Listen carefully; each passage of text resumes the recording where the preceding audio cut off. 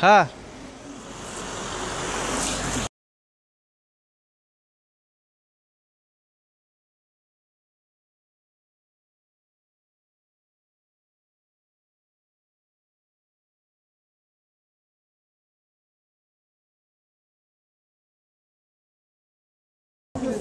Müsaade. Biz sizinkinizi kaldırıyoruz. Biz sana saygı gösteriyorsa sizin de bize saygı göstermeniz lazım değil mi? Öyle değil. Ya öyle değil. O zaman niye kaldırıyorsunuz? Ya bir dakika. Niye bir dakika fotoğrafını çekmiş ya? Ne fotoğrafını çekme hakkı yok?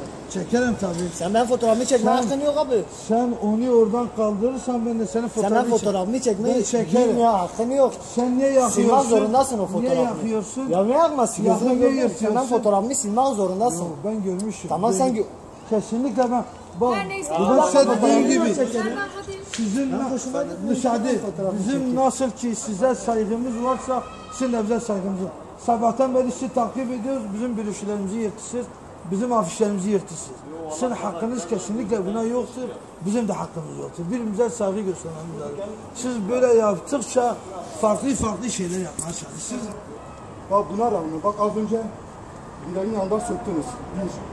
Aldınız yaktınız 3 kişi. Sen, mesela sen orada çıktın öğrencene. Ondan sonra bu arkadaş yaptığınızı aldınız yaktınız. 2. Orada yaktınız. Bunu şimdi şey. 2. Ondan sonra geldiniz köşede. Bu ablayla 2 tane abla orada durmuş. 2 tane abla orada durdu. Ondan sonra geldi söktünüz. Kendisini aldınız biz ikinizden yapıştınız. Bak biz sırf sökülmesin diye. Bak arkadaşlarım yüzünden veriyoruz.